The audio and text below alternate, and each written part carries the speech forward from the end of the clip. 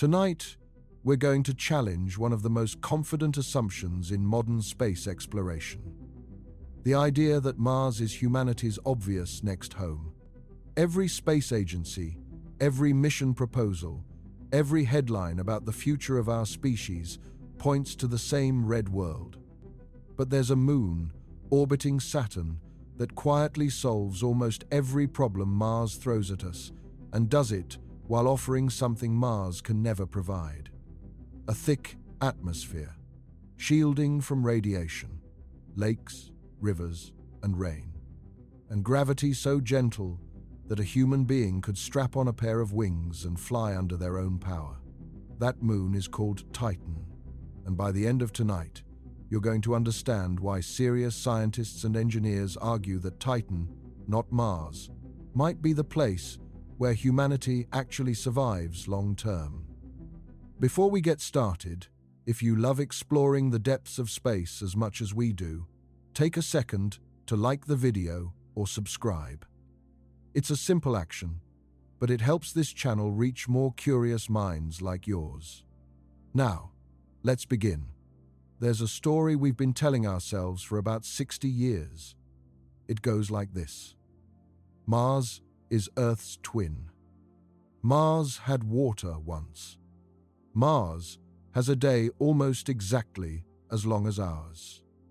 Mars is close. Mars is the next step. And if you say it enough times, it starts to feel inevitable.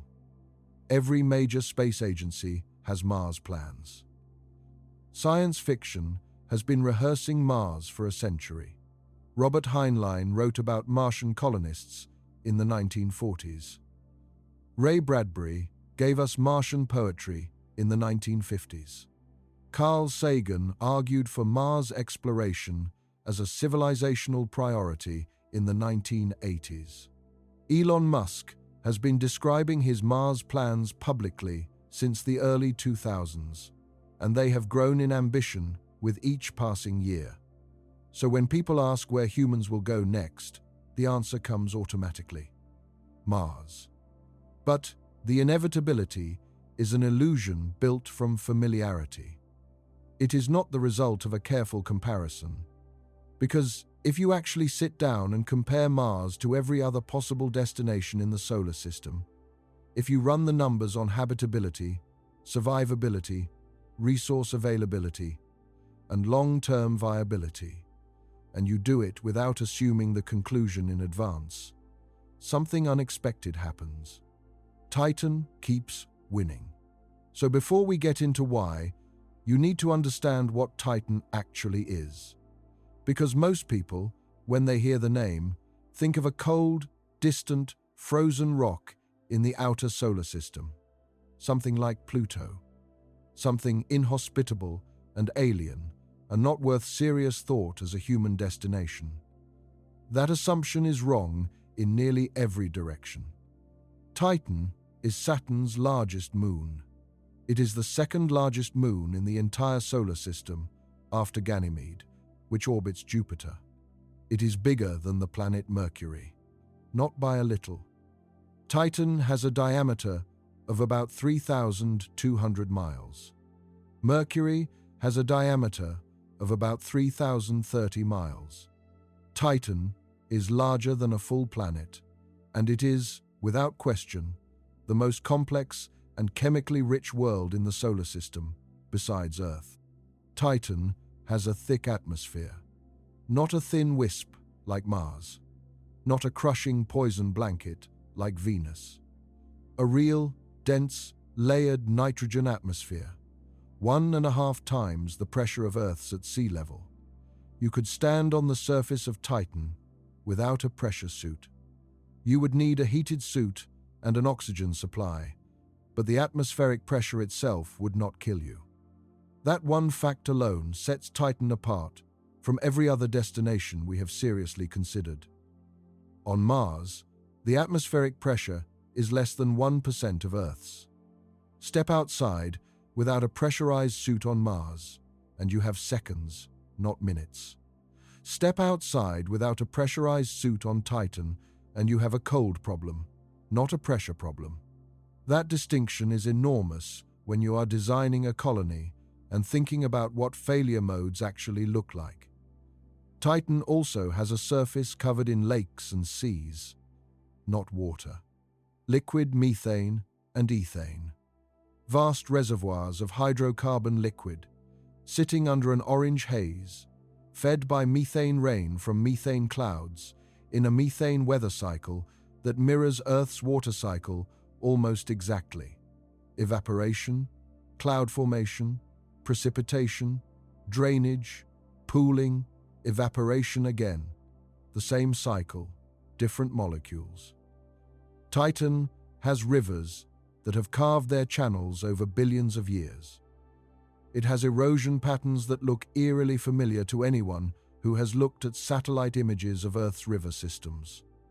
It has sand dunes, not silica sand, but organic particles blown by actual wind into formations that stretch for hundreds of miles across the equatorial regions.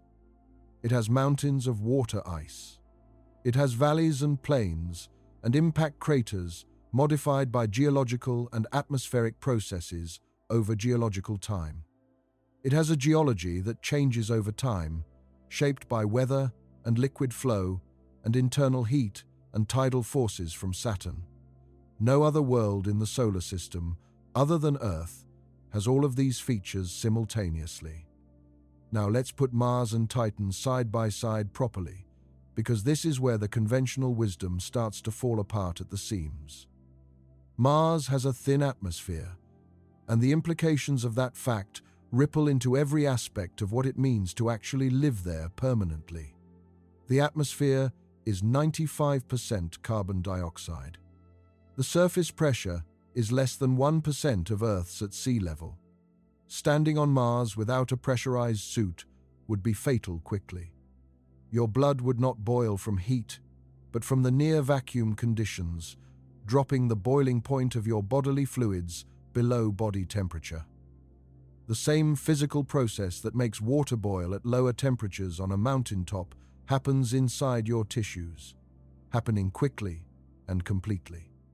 That means every habitat, every vehicle, every structure on Mars has to maintain its own internal pressure against an environment that is continuously and relentlessly trying to equalize toward nothing. Every seal is a potential failure point. Every joint, every window, every hatch and airlock and pipe penetration through a habitat wall. A crack in a Mars habitat wall is not an inconvenience that can be patched while you catch your breath. It is a countdown that begins the moment it appears.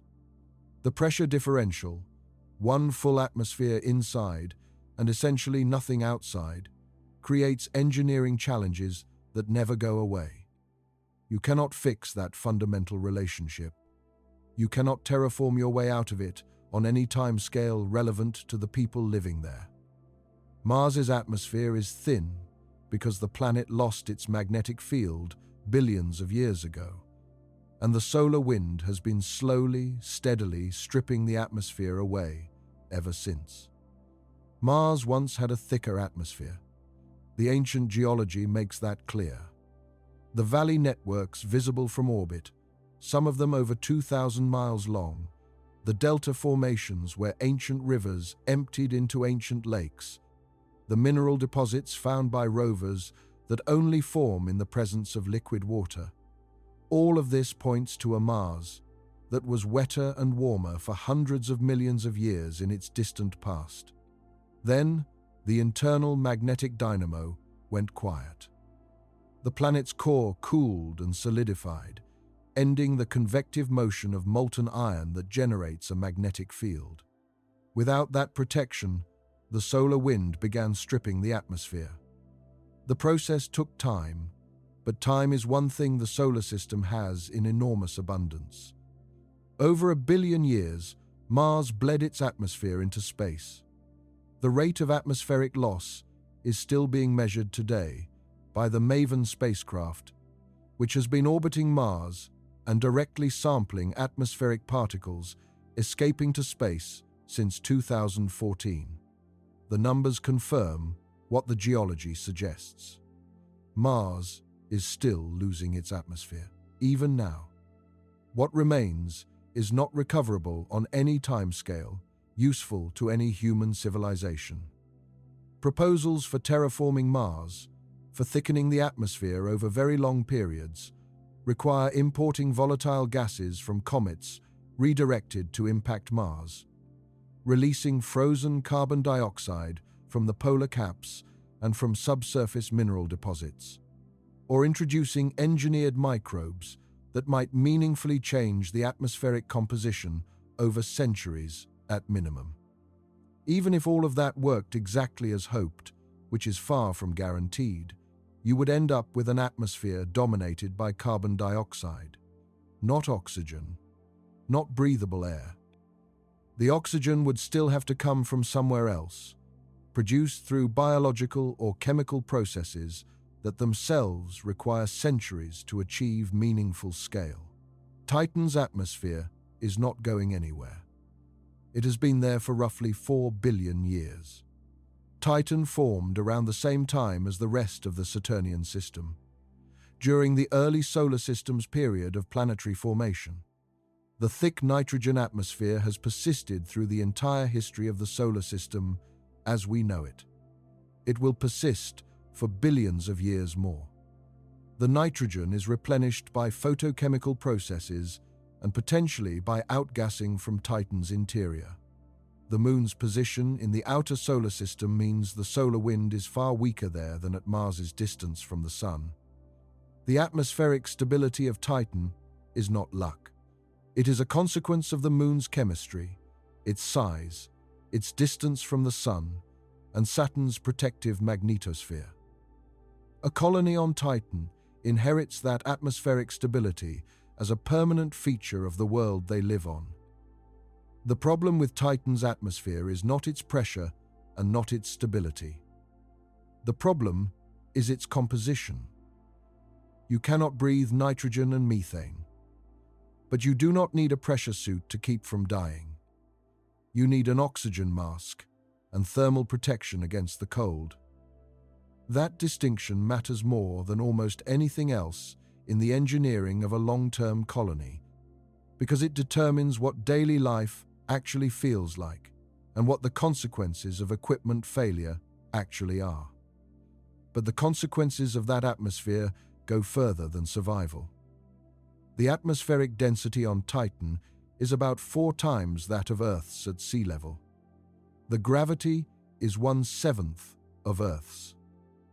Put those two numbers together and you reach a conclusion that sounds like science fiction, but is straightforward physics. A human being on Titan, wearing a wingsuit, could generate enough lift to fly under their own muscle power. Not glide, not fall slowly. Fly. Strap on a pair of rigid wings, flap, and go. On Earth, human muscle power is nowhere near enough to overcome weight and generate lift sufficient for sustained flight. That is why birds have hollow bones and enormous breast muscles, and why we never evolved wings ourselves.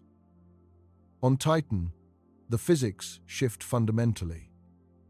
Your weight is 1/7 what it is on Earth. The air pushing back against your wings is 4 times denser. The combination means a person with the right wing design could achieve and sustain flight under their own power. That is not a thought experiment. It is what the physics of that world actually permit. On every other world we could reach, you are limited to the surface. On Titan, you are not. That changes what exploration looks like and what it feels like to actually live somewhere rather than just survive there. The radiation problem is where Mars becomes genuinely alarming to anyone who looks carefully at the long-term health implications of permanent residence there. Earth is protected from cosmic rays and solar radiation by 2 distinct and complementary systems. A thick atmosphere absorbs and deflects incoming particles, providing radiation shielding equivalent to about 10 meters of water against the cosmic ray flux. A strong magnetic field, generated by the movement of molten iron in Earth's outer core, deflects charged particles before they even reach the atmosphere. The magnetic field creates a vast protective bubble called the magnetosphere that extends tens of thousands of miles into space above Earth's surface. Earth has both systems working together, and the result is that humans living on Earth's surface receive a radiation dose low enough that it takes many decades of accumulated exposure before radiation-induced cancers become a statistically significant concern. Mars has neither system. No significant global magnetic field. Mars' core cooled and solidified, ending the magnetic dynamo that once protected the planet billions of years ago. Small patches of ancient magnetized rock in the southern highlands still retain a faint fossil record of the old field, but they are geologically localized and provide no meaningful protection to the broader Martian surface. The thin atmosphere provides shielding equivalent to roughly 20 centimeters of water. Earth's provides 10 meters. Mars is 50 times less shielded. The surface of Mars receives radiation at levels roughly 250 times higher than the surface of Earth. Not 2.5 times more. Not 25% more. 250 times as much. To give that number some context, astronauts on the International Space Station, which is still inside Earth's magnetic field and receives substantial protection from it, receive about 100 times more radiation than people on Earth's surface. Astronauts on the Martian surface would receive significantly more than even the ISS dose, continuously. Every single day, they exist on Mars. The ongoing Mars missions have been measuring this directly. The Curiosity rover carries a radiation assessment detector that has been recording radiation levels on the Martian surface since the rover's landing in 2012. The readings confirm what physics predicted. The dose rates are high. The composition of the radiation on the Martian surface is a mix of galactic cosmic rays from outside the solar system and energetic particles from solar events. Galactic cosmic rays are the most penetrating form of radiation. They are high-energy atomic nuclei, mostly protons, that travel at close to light speed and can penetrate almost anything. A meter of water reduces the galactic cosmic ray flux.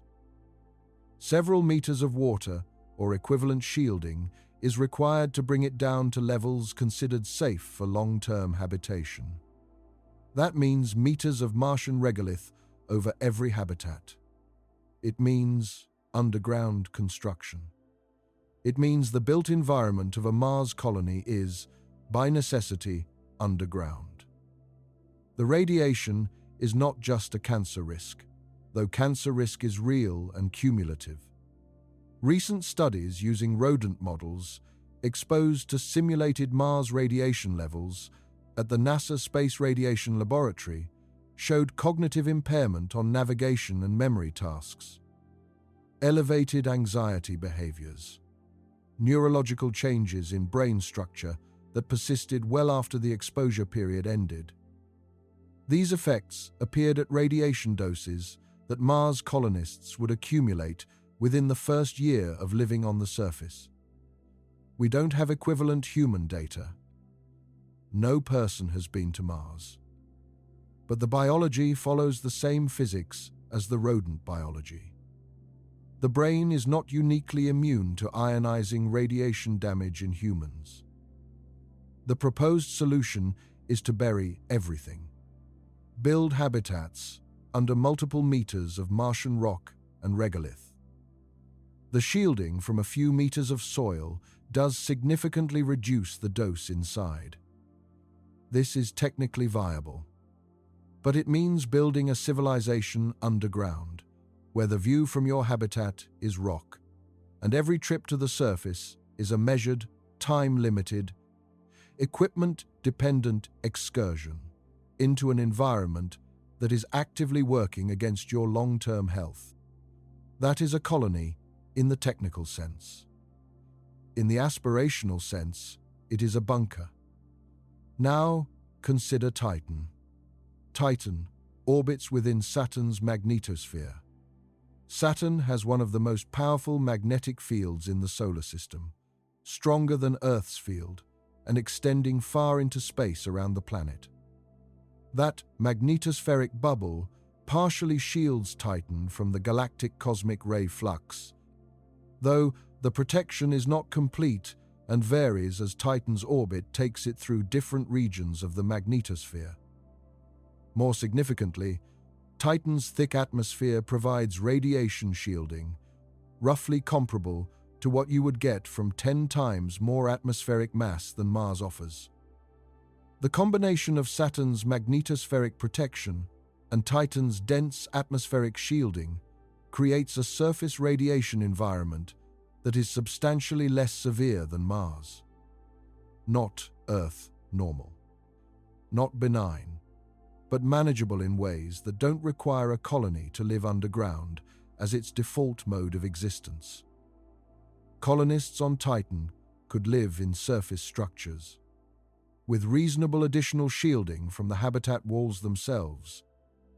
Radiation doses inside those structures would be at levels that do not impose the accelerated health decline that Mars' surface exposure would produce.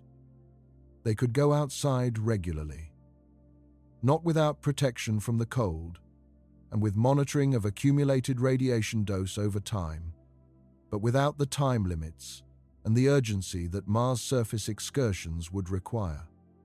The difference between Titan's radiation environment and Mars's radiation environment is the difference between a manageable chronic challenge and an ongoing physiological emergency. The energy question receives less attention than the radiation question in most Mars colonization discussions, and it deserves more. Mars receives about 43% of the sunlight that Earth receives. Solar panels on Mars produce less than half the power per square meter that they produce in Earth orbit. Their efficiency drops further with the angle of incidence at different latitudes, with dust accumulation on panel surfaces, and with the lower solar flux during Martian autumn and winter, when Mars is near the farther portion of its somewhat elliptical orbit. When Martian dust storms develop, even that already reduced sunlight disappears. The dust storms of Mars are among the most serious and recurring threats to any surface installation, and they are notoriously difficult to predict with precision. They form when seasonal temperature gradients drive strong convective winds. Those winds lift fine dust particles from the surface. The dust absorbs sunlight, heating the air, strengthening the winds, lifting more dust. Local storms can grow to regional scales. Regional storms can go global. In 2001, a global dust storm engulfed the entire planet and reduced surface lighting levels to near-night conditions across Mars for months. The same thing happened in 2007, and again in 2018, when a global storm lasted from late May through September, lasting about 8 months in total. During that 2018 storm, the Opportunity rover, which had been operating continuously on the Martian surface for over 14 years, ran out of power.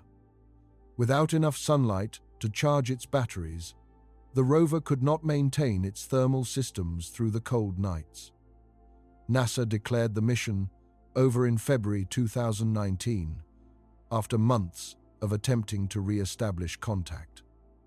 A human colony, depending on solar power for life support, cannot survive an 8-month power reduction.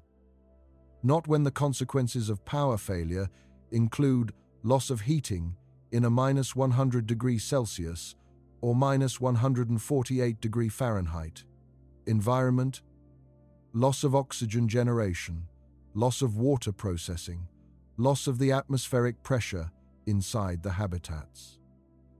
The response to this is nuclear power, and it is a legitimate answer. Nuclear fission reactors produce consistent power regardless of atmospheric dust or solar illumination. NASA has been developing small fission surface power systems specifically for planetary surface applications under the Kilopower project. A prototype reactor called Krusty, which stands for Kilopower Reactor using Stirling technology, was ground-tested in 2017 and 2018 at the Nevada National Security Site. It produced 10 kilowatts of electrical power from a compact uranium fuel assembly. That's enough to power a small habitat. Multiple units would be needed for a larger colony.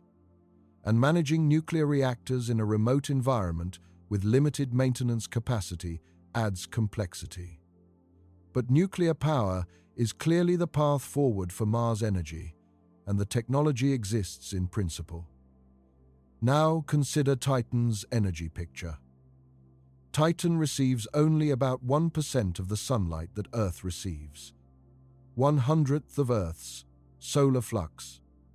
Solar power is essentially not viable on Titan. If you bring solar panels to Titan, you are bringing nearly useless weight. This seems like a decisive argument against Titan. But it is only a decisive argument if solar power is the only energy option. On Titan, the surface is the energy infrastructure. Titan's lakes and seas are filled with liquid methane and ethane, liquid hydrocarbons, the same chemical class that powers most of Earth's current industrial civilization. The northern polar region of Titan is dotted with lakes and dominated by 3 large seas. Kraken Mare is the largest, covering an area comparable to the Caspian Sea, plus the Black Sea combined. Ligeia Mare is the second largest. Punga Mare is the third. The total volume of liquid hydrocarbons in these northern seas alone has been estimated at several hundred times the total proven oil and natural gas reserves on Earth. Those estimates are conservative because they are limited to what Cassini's radar could measure. Areas where depth measurements are unavailable are not included in the totals. And the northern polar seas are not the only liquid hydrocarbon deposits. Hundreds of smaller lakes exist across the northern polar region. The southern polar region was less thoroughly mapped by Cassini, but shows evidence of seasonal liquid surface features. Subsurface reservoirs of liquid hydrocarbons likely exist as well, fed by the rain of methane from the atmosphere. The energy available on Titan's surface is not simply larger than what Mars offers. It is in a different category entirely. The hydrocarbon reservoirs of Titan represent a fuel base that would power the current level of global human civilization for periods of time that are difficult to meaningfully estimate. Now, burning methane as a fuel requires oxygen. Titan's atmosphere contains no free oxygen. But a colony with a nuclear fission reactor as its primary power source can produce oxygen through electrolysis of water ice. Water ice exists as the substrate of Titan's surface crust. Drilling into that crust and melting the ice, then electrolyzing the resulting water, produces hydrogen and oxygen. The oxygen can be used for combustion of methane fuel. The hydrogen can be used for other chemical processes or added back to the fuel cycle. The energy investment of running the electrolyzer and drill comes from the fission reactor. The output is oxygen that enables access to an essentially unlimited chemical energy store sitting on the surface. The fission reactor provides the primary base power. The hydrocarbon combustion provides supplemental energy for heating, for industrial processes, for chemical manufacturing, for transportation vehicles. The combination of nuclear base power and chemical hydrocarbon energy creates an energy infrastructure that has no counterpart on Mars. On Mars, every unit of energy you use comes from a reactor you built and launched from Earth, or from solar panels degraded by dust and insufficient sunlight. On Titan, the Moon is the power plant. Temperature is the number that stops most conversations about Titan before they get started. Minus 179 degrees Celsius, or minus 290 degrees Fahrenheit. That is the average surface temperature on Titan. It is cold in a way that has no analog in human experience on Earth. The coldest temperature ever recorded on Earth's surface was about minus 89 degrees Celsius, or minus 129 degrees Fahrenheit, at the Soviet Vostok station in Antarctica in 1983. Titan is more than twice as cold as the coldest place on Earth. At minus 179 degrees Celsius, or minus 290 degrees Fahrenheit, methane is a liquid. At that temperature, water ice behaves like granite. Rocks, made of frozen water, are as mechanically stable and load-bearing as the silicate rocks that form Earth's mountains. When people encounter this temperature, they tend to stop thinking about Titan as a serious proposal, which is understandable. But it is also a mistake, because extreme cold, in the engineering sense, is one of the most tractable challenges in materials science and thermal engineering. Consider what extreme cold actually requires you to do as an engineer. You build insulation. You generate heat. You maintain that heat against conduction, convection, and radiation losses to the exterior. These are not novel engineering challenges. Humanity has been doing them at increasingly impressive scales for centuries. We insulate buildings to retain heat in Arctic winters, where outdoor temperatures regularly reach minus 50 degrees Celsius or minus 58 degrees Fahrenheit. We insulate pipelines carrying cryogenic liquids, including liquid methane and liquid oxygen, at temperatures of minus 160 degrees Celsius or minus 256 degrees Fahrenheit and below, for industrial applications on Earth right now. We insulate spacecraft that transition from the vacuum of space to planetary atmospheres, experiencing temperature extremes on both ends. We build cryogenic storage facilities that maintain liquid helium at minus 269 degrees Celsius or minus 452 degrees Fahrenheit, only 4 degrees above absolute zero, indefinitely. Insulating a habitat against minus 179 degrees Celsius or minus 290 degrees Fahrenheit on Titan is a demanding engineering problem. It is not an unsolvable one. Aerogel insulation materials achieve extraordinary thermal resistance with minimal mass. Silica aerogel, which has been used in NASA planetary missions including the Mars Pathfinder rover, achieves a thermal conductivity of about 15 milliwatts per meter per Kelvin. For comparison, the best conventional insulation materials achieve conductivities of 20 to 40 milliwatts per meter per Kelvin. Multiple layers of aerogel and reflective barriers create insulation systems that can maintain a comfortable interior environment against extreme exterior cold with acceptable energy costs. The thermal management of a Titan habitat is demanding but well understood engineering. Compare this to the thermal engineering challenge on Mars. Mars' surface temperatures swing from around -140 degrees Celsius or -220 degrees Fahrenheit at night near the poles to as warm as 20 degrees Celsius or 68 degrees Fahrenheit near the equator at midday in summer. That daily thermal cycling, from deeply cold to marginally above freezing and back, every single sol, every Martian day, exerts continuous mechanical stress on every material in every structure. Seals made of rubber or polymer expand and contract with every temperature cycle. Metal structural members experience thermal fatigue. Microscopic cracks open during the cold contraction phase and propagate with each subsequent cycle. Dust infiltrates seals that lose their geometric precision through repeated expansion and contraction. Everything must be designed to survive this rhythmic thermal stress for years without cumulative failure. Titan's temperature is extreme, but it is stable. The daily variation at Titan's surface is minimal.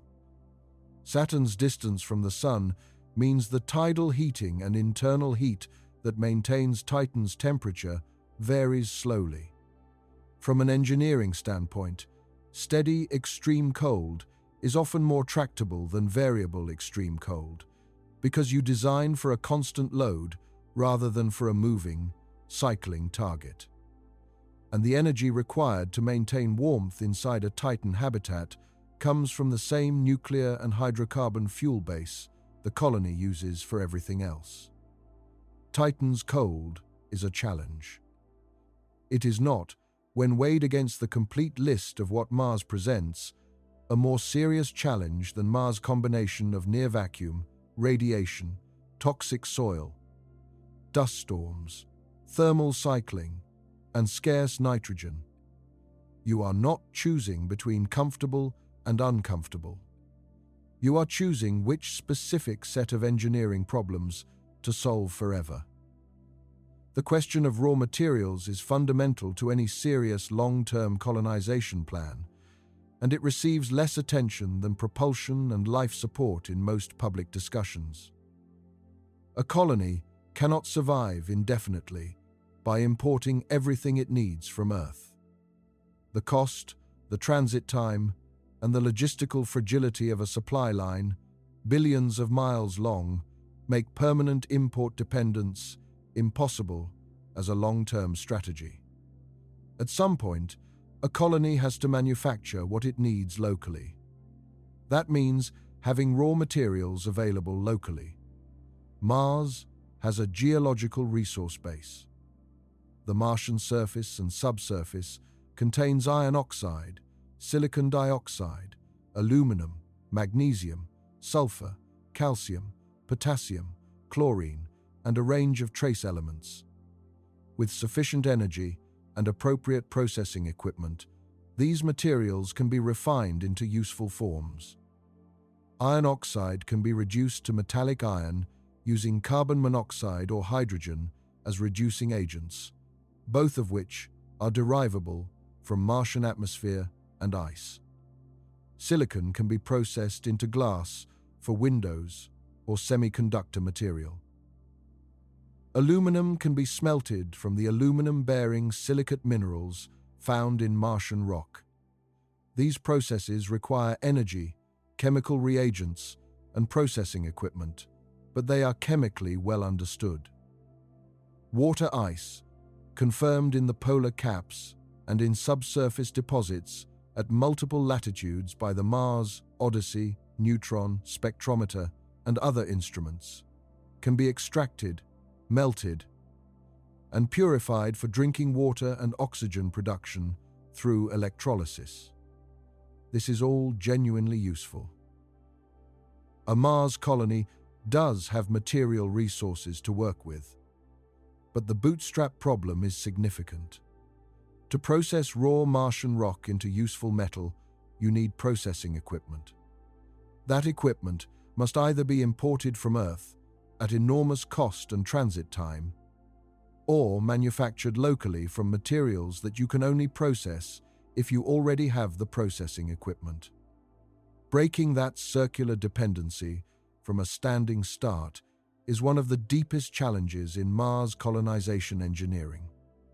It requires carefully sequenced capability development over many years or decades before the colony approaches genuine self-sufficiency.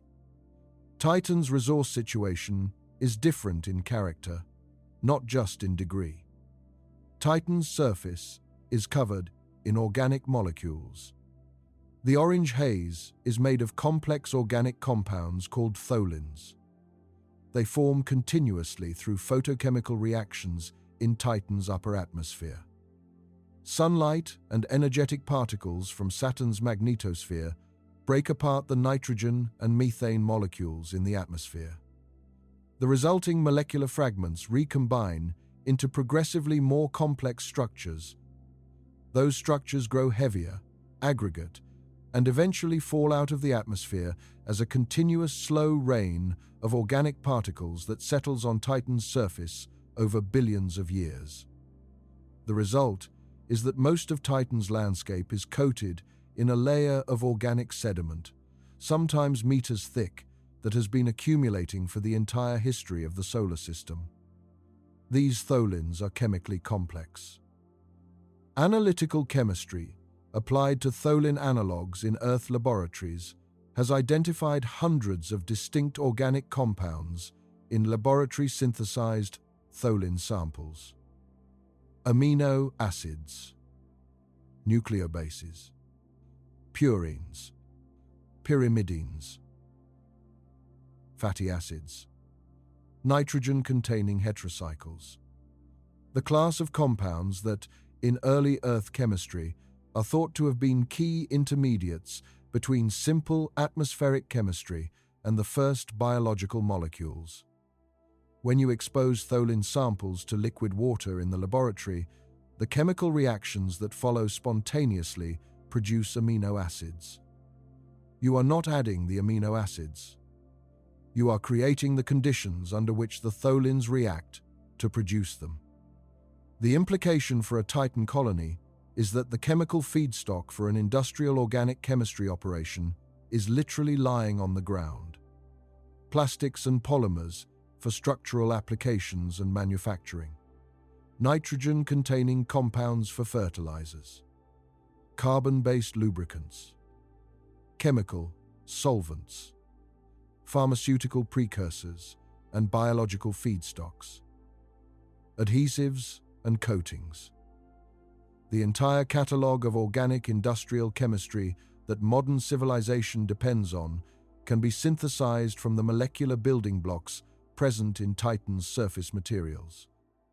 You do not need to import organic feedstocks to Titan. You do not need to manufacture them from scratch, using energy and inorganic starting materials. You start with chemically rich organic material and work forward. That is a profoundly different starting point for colony industrial development than the one Mars offers.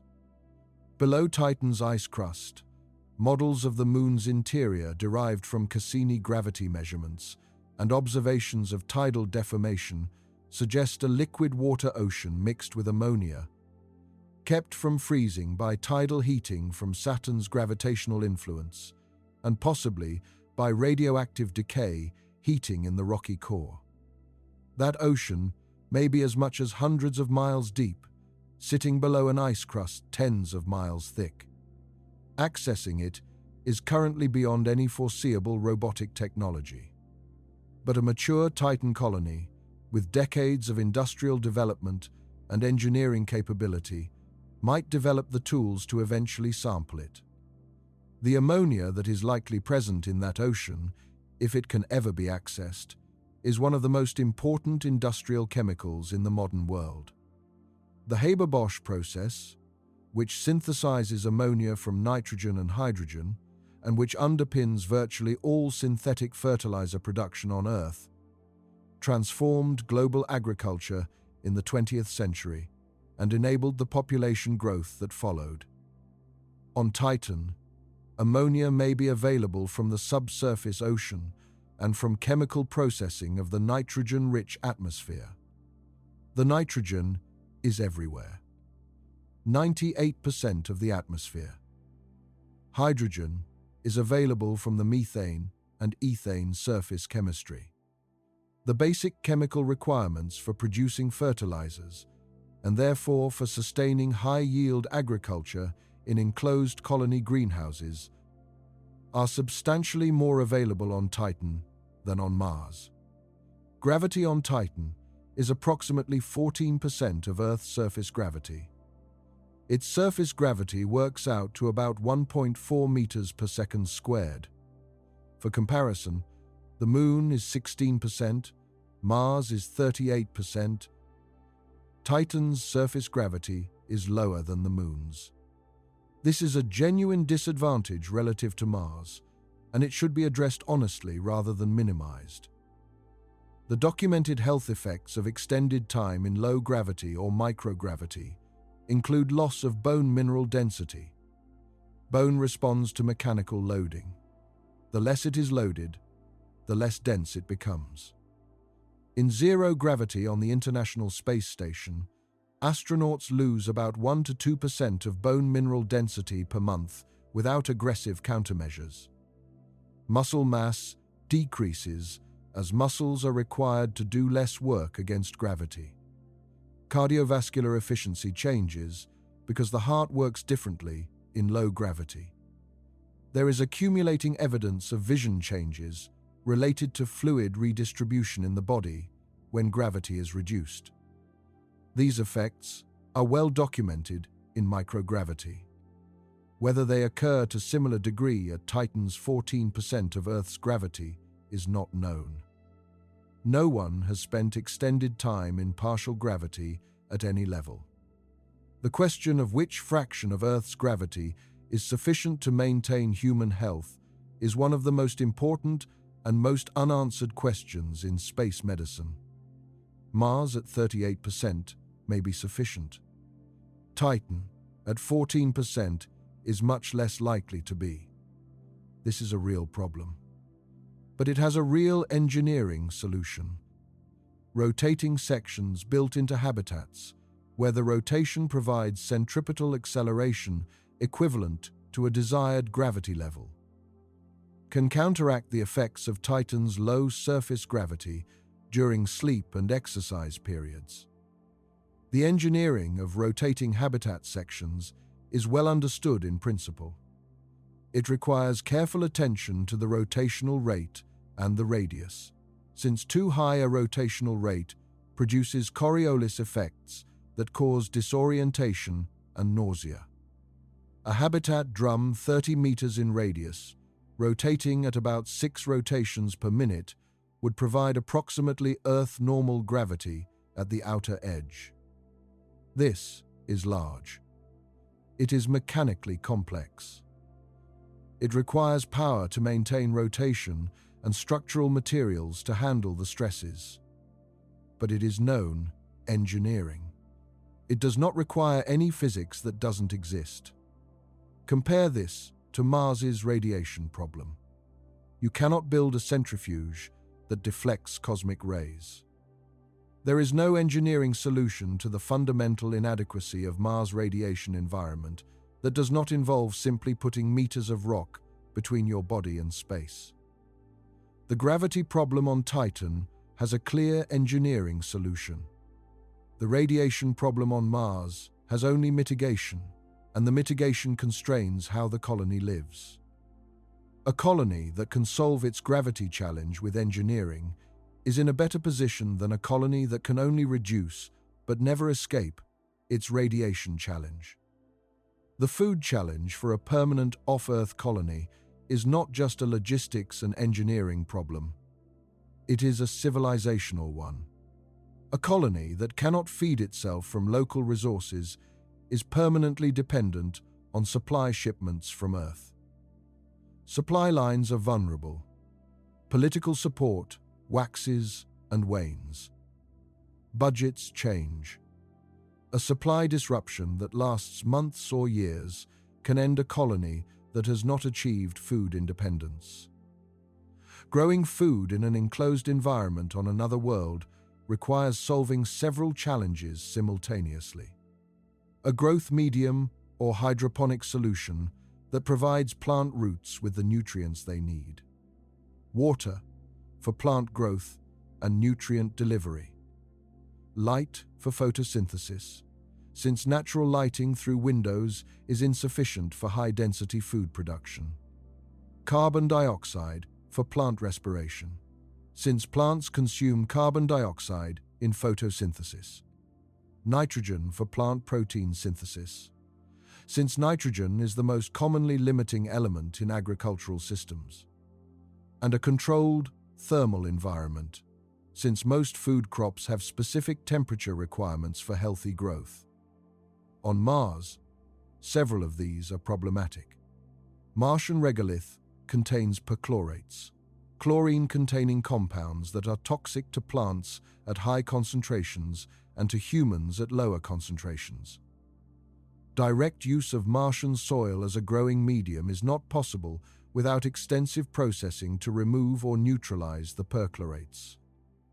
This requires water and energy and time.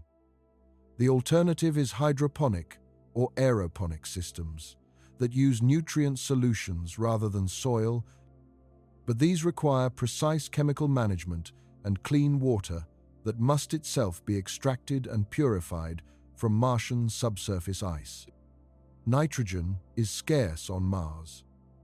Less than 3% of the Martian atmosphere is nitrogen. A closed agricultural system continuously loses some nitrogen through various chemical pathways, requiring replenishment. On Mars, that replenishment is a significant challenge because the source is so dilute. Extracting nitrogen from a 3% nitrogen atmosphere requires processing large volumes of gas and concentrating the nitrogen through energy-intensive separation processes. On Titan, the nitrogen situation is the opposite. The atmosphere is 98% nitrogen. Nitrogen, for agricultural systems, can be extracted from the atmosphere with simple, low-energy compression and separation processes. The agricultural nitrogen supply on Titan is, for all practical purposes, unlimited.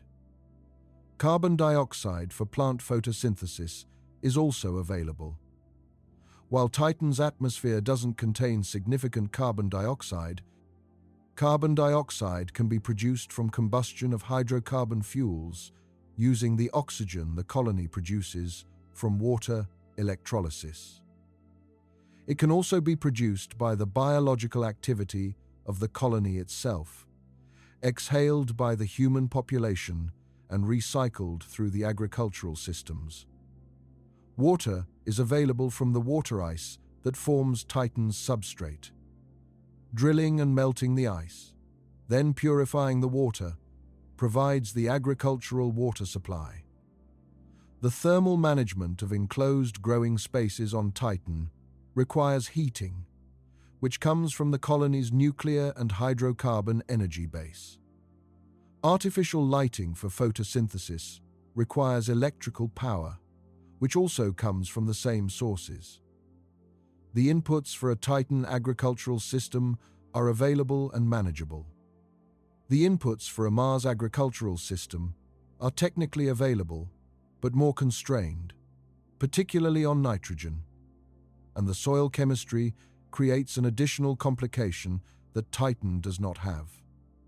When you're planning an agricultural system intended to feed a growing colony across centuries, the starting conditions matter. Accessibility is the primary argument for Mars, and it is genuinely compelling in the near term.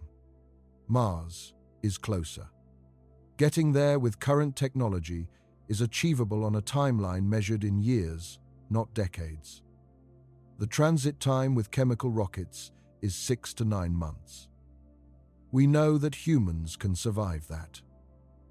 Long-duration spaceflight on the International Space Station has established the physiological and psychological baseline. The round trip from Earth to Mars and back is an engineering challenge we know how to approach with technologies that exist today. Titan is in a different category. The average distance from Earth to Saturn is about 886 million miles. It varies substantially. From about 746 million miles, when Earth and Saturn are on the same side of the Sun, to about 1,026 million miles when they are on opposite sides. With current chemical rocket technology, even using gravitational assists from inner planets, reaching Saturn takes between 6 and 7 years. The Cassini mission's transit time was 7 years, using gravity assists from Venus twice, Earth once, and Jupiter once to accumulate enough velocity to reach the outer solar system within that period. A direct trajectory without those assists would take longer. 7 years in a spacecraft in microgravity is not a physiological baseline that any human has experienced. The record for cumulative time spent in space is held by Oleg Kononenko, who surpassed 1,000 days in orbit in June 2024 across 5 missions. The record for a single continuous mission, 438 days aboard the Mir space station, belongs to Valery Polyakov. 7 years is roughly 6 times the length of the longest single spaceflight ever completed. In 6 times the time of the current longest spaceflight, the bone density loss, muscle atrophy, cardiovascular deconditioning, and vision changes that begin appearing in the first months of microgravity exposure would accumulate to severe levels. The cumulative radiation dose from 7 years in deep space, past the protection of Earth's magnetic field, would be substantial even with shielding. This is the central problem for human travel to Titan. Not landing, not living, getting there. But it is a propulsion problem. It is not a physical impossibility. Nuclear thermal propulsion heats a propellant, typically liquid hydrogen, using a nuclear fission reactor. The hot propellant is expelled through a nozzle, generating thrust. The specific impulse, which is the efficiency measure of a rocket engine, is roughly twice that of the best chemical engines. Nuclear thermal engines were successfully ground-tested under the NERVA program in the 1960s. The program conducted hot-fire tests of multiple engine designs throughout the late 1960s and into the early 1970s. The engines produced thrust. They worked. The program ended not because the technology failed, but because the political momentum of the Apollo era ended. Apollo landing on the Moon satisfied the political goal that had been driving NASA funding. The ambitious follow-on programs, which included nuclear-propelled missions to Mars and eventually to the outer solar system, lost their funding rationale. The technology worked. It was stopped by politics, not physics. A nuclear thermal rocket, with performance approximately double a chemical engine, would reduce transit time to Saturn by a meaningful fraction. Combined with trajectory optimization and gravitational assists, transit time to Saturn could potentially be reduced to 3 to 4 years. Not fast enough to eliminate all health concerns, but much more tractable.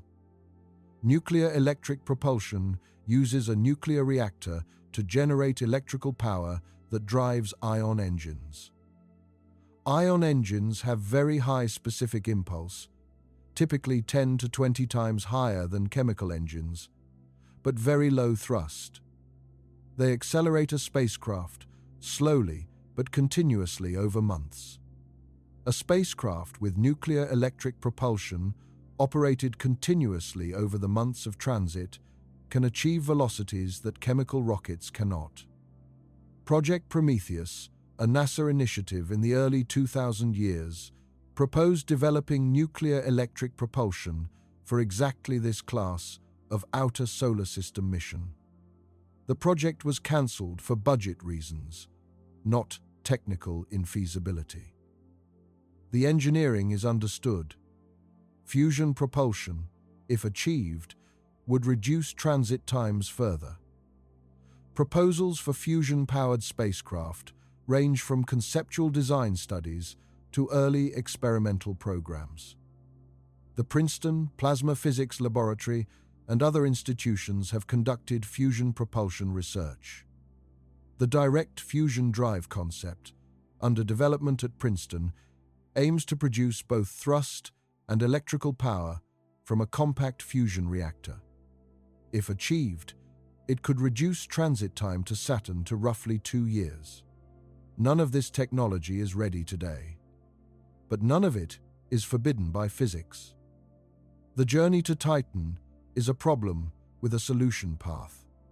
The challenges of living on Mars permanently are properties of the planet that technology can mitigate, but not eliminate. The Cassini-Huygens mission transformed Titan from a subject of speculation into a world we know in detail.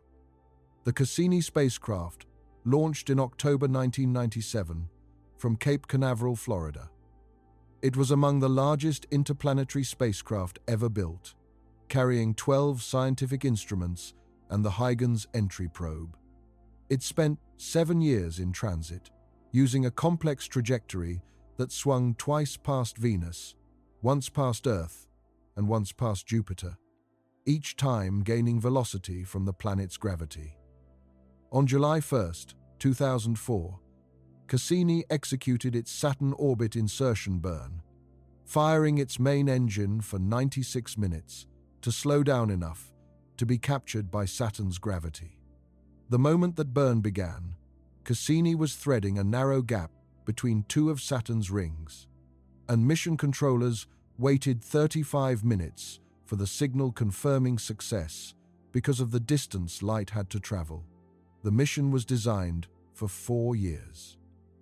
It was so productive and the science so compelling that NASA extended it twice. The first extension, called the Cassini Equinox mission, ran through 2010. The second extension, called the Cassini Solstice mission, ran through 2017. In total, Cassini spent 13 years orbiting Saturn, making 294 orbits of the planet and 127 close flybys of Titan. The radar instrument, which could penetrate Titan's opaque haze and image the surface, mapped the majority of the Moon's surface over the mission. It revealed the northern polar hydrocarbon seas for the first time. It traced the drainage channels that carried methane rains toward the lowlands. It imaged the vast equatorial dune fields that cover much of Titan's tropics. It found evidence for cryovolcanism, volcanic activity that erupts water and ammonia ice rather than molten rock. On January 14, 2005, Cassini released the Huygens probe for its historic descent into Titan's atmosphere. The probe entered at about 17,000 miles per hour and decelerated to a gentle descent speed using a sequence of parachutes. It descended for 2 hours and 27 minutes, transmitting data throughout. The atmosphere instruments measured temperature and pressure profiles at each altitude, confirming the nitrogen-dominated composition and the thick haze layers. The imaging system captured 376 images during the descent and on the surface. Out of the 700 originally planned, as a communications problem reduced what Cassini could relay back to Earth.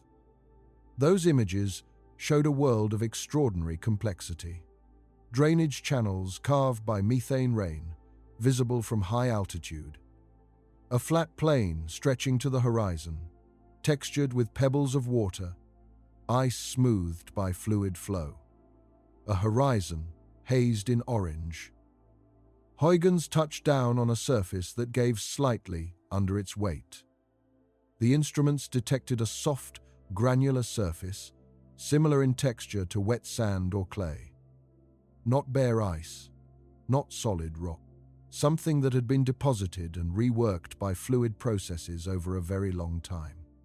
Huygens transmitted data from the surface for 1 hour and 12 minutes before Cassini moved below the horizon and the relay link ended. In those 2.5 hours of descent and surface operation, humanity learned more about Titan than in the previous 350 years, since Christian Huygens first saw the Moon as a point of light near Saturn in 1655. Cassini continued its work for another 12 years after Huygens landed. It measured the depths of some seas using radar altimetry, finding depths reaching around 525 feet in Legea Mare. It detected waves on the surface of the northern seas, showing that the liquids were dynamic and wind-driven. It tracked seasonal changes in the distribution of clouds and surface liquid features as Saturn moved through its roughly 29-year orbit around the Sun. It detected the chemical composition of Titan's atmosphere in greater detail than any previous mission. It found that the upper atmosphere was far more chemically complex than models had predicted, with large organic molecules, including benzene, forming in the high atmosphere. In September 2017, running low on fuel and facing the risk of accidentally contaminating Titan or Enceladus with Earth microbes if it failed uncontrolled, Cassini was deliberately sent into Saturn's atmosphere. As it descended, it transmitted data about Saturn's upper atmosphere for the last time. The signal ended as atmospheric pressure overcame the spacecraft. The mission was over. But what it left behind was a complete, detailed picture of a world that we now understand well enough to plan for. NASA's Dragonfly mission represents the next chapter. Selected as part of the New Frontiers Planetary Science program in June 2019, Dragonfly is a dual quadcopter rotorcraft lander, essentially a very large nuclear-powered helicopter designed to fly across Titan's surface and land at multiple scientifically significant sites. The mission works because of Titan's atmosphere. The thick nitrogen air and low gravity create conditions where rotorcraft flight is energetically favorable. The ratio of atmospheric density to gravity, which determines how much lift a given rotor system can generate per unit of power, is actually higher on Titan than on Earth. Flying on Titan is aerodynamically easier than flying on Earth. The same rotor design that would barely lift itself off the ground in Earth's high-altitude thin air can carry a car-sized spacecraft on Titan with power requirements that a radioisotope power system can meet. Dragonfly's science payload includes instruments for measuring surface chemistry, analyzing atmospheric composition, geophysical characterization of the landing sites, and meteorological measurements. The chemistry instruments can identify the organic compounds present in surface materials, detect the presence of amino acids or nucleobases, and characterize the mineral content. The mission's primary landing region is the Shangri-La dune field near Titan's equator, which Huygens traversed during its descent. From there, Dragonfly will make a series of flights of up to 100 miles or more, visiting several different geological environments. It will eventually fly to the Selk impact crater. Selk is significant because the impact that created it would have generated enough heat to melt water ice and mix it with the organic surface materials. For a period of time after the impact, perhaps hundreds to thousands of years, liquid water and organic molecules were present together in the crater. If complex organic chemistry, potentially including amino acid synthesis and other prebiotic processes, happened anywhere on Titan's surface during its history, impact craters are among the most likely locations. Dragonfly will directly sample Selk's floor material and analyze the chemistry. The results will tell us how far Titan's chemistry has progressed toward the conditions that preceded life on Earth. The mission is currently scheduled to launch in 2028 and arrive at Titan in 2034. It will operate on Titan's surface for at least 2.5 years. The Dragonfly team has already begun thinking about what follows. Concepts for surface-based infrastructure, for resource extraction demonstrations, for longer-range vehicles, are part of the scientific and engineering conversation that the mission enables. Every measurement Dragonfly makes is reconnaissance data for human operations. Every surface type it characterizes, every atmospheric property it measures, every sample it analyzes makes a future human Titan colony more feasible to plan. The scientific case for why Titan matters so deeply goes beyond geology and atmospheric chemistry. It reaches into the question of whether life in the universe is common or rare. That question is one of the oldest and most profound that intelligent beings have ever asked. Are we alone? Or is biology, the process of self-replicating chemistry organized into metabolic systems, something that arises wherever the conditions allow? We have exactly one data point: Earth. Life emerged on Earth roughly 3.8 billion years ago. It has been continuous since then, diversifying into the millions of species that exist today. But one data point is not enough to draw statistical conclusions. If life exists only on Earth, in the entire observable universe, then biology is vanishingly improbable. A cosmic accident that happened once and only once. If life exists on two worlds in one solar system, the statistical picture changes completely. Two independent origins of life in one solar system implies that the conditions for life arise frequently wherever chemistry is available. That biology is a natural outcome of planetary chemistry, given enough time and the right ingredients. The implications cascade outward. If life is probable rather than accidental, then in a universe containing somewhere between 200 billion and 2 trillion galaxies, each containing hundreds of billions of stars, and given that a significant fraction of those stars have planets, the number of living worlds could be enormous. The cosmos might be full of biology in various stages of complexity. Titan is the place in the solar system where a second independent origin of life seems most plausible. Not the surface. The surface is too cold and too lacking in liquid water for life as we understand it. But the subsurface ocean, a body of liquid water, kept warm by tidal heating, in contact with rock that dissolves into the water and creates chemical gradients and energy sources. And above that ocean, separated from it by tens of miles of ice, a surface covered in the organic molecules that, on early Earth, were the precursors to biological chemistry.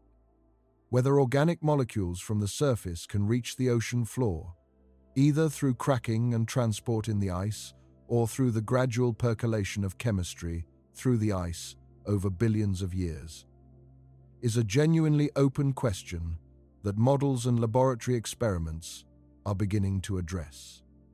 Whether the energy available in the ocean, from tidal heating and chemical disequilibrium at the rock-water interface, is sufficient to power biology is also an open question. Whether life, if it emerged in the subsurface ocean, has had time to evolve and diversify over the roughly 4 billion years available, is an open question. All of these questions might remain open for decades or longer. They might remain open until humans are present on Titan's surface and can pursue them with the full weight of human intelligence and adaptable equipment. A robotic mission to Titan's subsurface ocean would have to be designed and built on Earth, launched, transit for several years, land on Titan, drill through 50 or more miles of ice, deploy a probe into the ocean, collect samples, and somehow return data. The technical challenges at every step are immense. The probability of success on a first attempt is not high. A human colony on the surface would iterate. It would try approaches that fail and modify them. It would develop local manufacturing capability over decades to build better drilling and sampling equipment from Titan's own resources. It would accumulate knowledge that each generation passes to the next. The scientific questions about Titan's subsurface ocean might genuinely require a human presence on the surface to answer, in the same way that understanding Earth's deep ocean required submarines rather than surface measurements. The psychological and social dimension of permanent off-Earth colonization receives serious attention from researchers who study human performance in extreme environments. And it should receive more attention from the public discussions about where to go and why. A colony is not just a life support engineering problem. It is a society. It has to function as a society across years, decades, generations. The people in it have to be able to work, to find meaning, to raise children, to resolve disputes, to maintain the technical expertise needed to keep the colony alive, and to preserve the social cohesion that allows a small, isolated group to function without fragmenting under pressure. Research on long-duration isolation comes primarily from Antarctic winter-over programs, submarine deployments, and the accumulated experience of long-duration spaceflight on the space station. The Antarctic research stations at McMurdo and at the South Pole Station are among the best analogues available for isolated, confined communities in hostile environments. Winter-over crews that remain at the South Pole Station through the Antarctic winter are cut off from the outside world for roughly 8 months.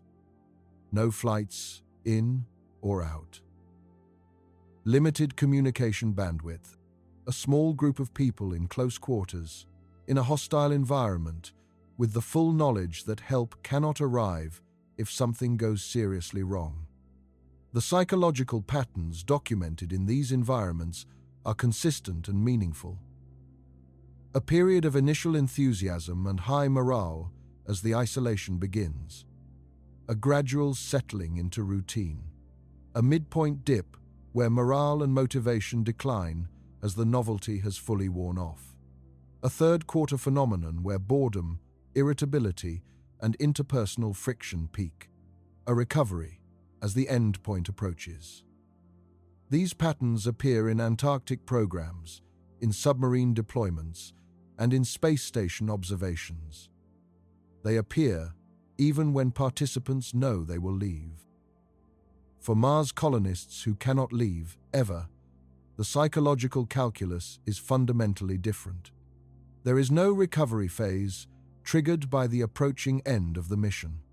The mission is permanent. The environment outside is permanently hostile. The community is permanently limited to whoever is in the colony with you. These are conditions that have never been fully tested in the way they would be tested in a permanent Mars colony. Titan's psychological environment offers no easy answers. The cold outside is extreme beyond anything in human experience.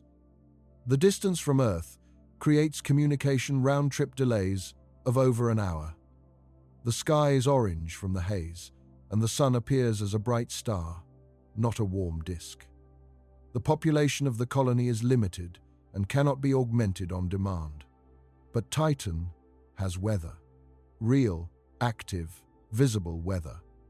Wind that can be observed in the movement of the hydrocarbon seas. Methane, rain that falls from clouds. Seasons that change as Saturn orbits the Sun over its 29-year orbit. Saturn itself, which from Titan's surface appears enormous, more than 5 times the angular size that the Moon appears from Earth, filling the sky in a way no object fills Earth's sky. The rings. When Saturn is at the right angle, extending in bands across the view. The sensory richness of Titan's environment, even experienced through suit systems and habitat windows, is qualitatively different from the sensory environment of Mars. On Mars, the environment is geologically static. The landscape changes on timescales of centuries, from wind erosion. Day to day, month to month, nothing moves except blown dust. On Titan, the weather cycles. The seasons change. The surface, liquid, moves with the wind. Cloud patterns evolve. The environment is dynamic in ways that a human mind can process, can find interesting, can find something like agency in observing. That is not a small thing when you are planning the long-term psychological health of a permanent community. The long-term economic and civilizational argument for Titan grows stronger as the time frame extends. On a 10-year timescale, Mars wins. It is accessible now. Investment can produce results within a human lifetime. On a 100-year timescale, the comparison is closer. A Mars colony with a century of development might have achieved significant local manufacturing capability. A Titan colony that solved its transit problem might be in early stages of establishment. On a 500-year timescale, the argument shifts toward Titan in a way that becomes compelling. A Titan colony with 5 centuries of development, powered by essentially unlimited hydrocarbon and nuclear energy, with access to the richest organic chemistry resource base in the solar system, would be positioned as a major industrial center in a spacefaring civilization. The organic chemical products that Titan can produce from its surface feedstocks have applications across the solar system. A civilization that has expanded into the inner solar system, established industrial operations on the Moon and the asteroid belt, and maintains communities across multiple worlds, would find Titan's organic chemistry resources valuable in ways that Mars' geological resources would not match. Mars provides iron and aluminum and silicon. These are available from near-Earth asteroids more easily and with less gravitational penalty. Titan provides complex organic chemistry at a scale nothing else in the solar system can approach. The energy economy of an advanced solar civilization might be based on fusion or on solar energy collected in the inner system. But the materials economy, the feedstocks for manufacturing biological materials, polymers, pharmaceuticals, the molecular building blocks of an industrial civilization, those might increasingly draw from Titan. The escape velocity from Titan is 2.64 miles per second. This is lower than Mars at 3.13 miles per second and dramatically lower than Earth at 6.95 miles per second. Launching materials from Titan into space costs less energy than from Mars. For a civilization moving materials between worlds at industrial scale, that energy advantage matters. Over centuries and millennia, the economic argument for Titan grows stronger, and it grows stronger alongside the scientific argument and the habitability argument, until the case for Titan is not just competitive with Mars, but genuinely superior on most dimensions that matter for a permanent civilization. Let's be clear about the nature of the choice. The argument for Titan is not that Mars should be ignored. Mars has real scientific value. The question of whether ancient Mars harbored life in its wetter past is one of the most important questions in planetary science. The Perseverance rover is drilling core samples in the Jezero crater delta, a region where ancient river sediment was deposited into an ancient lake, and those samples are being cached for eventual return to Earth for detailed analysis. If those samples contain biosignatures, traces of ancient microbial life, it would change our understanding of biology's prevalence in the universe. Mars deserves continued robotic exploration. Early human visits to Mars for scientific purposes make sense. Gaining the direct experience of being on another planet, of conducting in-person geological and astrobiological investigations, of understanding what it actually takes to operate in that environment, has value beyond what robots can achieve. But visiting Mars and choosing Mars as the permanent home of humanity's first off-Earth civilization are different decisions. One is a scientific and exploratory program. The other is a civilizational commitment that will shape the next several centuries of human development. For the second decision, the evidence points more strongly toward Titan than toward Mars. The radiation environment of Titan is more manageable. The atmosphere of Titan is more habitable in its fundamental properties. The energy resources of Titan are more abundant by orders of magnitude. The organic chemical resources of Titan are unique in the solar system. The nitrogen supply of Titan is essentially unlimited. The scientific significance of Titan for the question of life's prevalence in the universe is among the highest of any destination in the solar system. The challenges of Titan, the extreme cold, and the transit time are challenges with engineering and technology solutions. The challenges of Mars, the radiation and the atmospheric loss and the toxic soil are properties of the planet that cannot be engineered away. The choice of destination is a choice of which set of challenges to spend the next 5 centuries solving. Titan offers a harder journey and a better destination. Mars offers an easier journey and a more difficult permanent home. For a civilization planning across centuries rather than decades, the destination is what matters. The question of what a successful colony actually looks like at maturity is worth exploring, because it shapes the choices made in the early stages. A colony is not successful when the first person sets foot on the destination.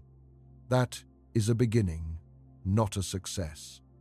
A colony is successful when it can maintain and grow its population across generations without catastrophic dependence on Earth supply lines.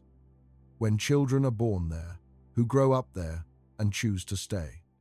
When local industry produces more of what the colony needs than is imported.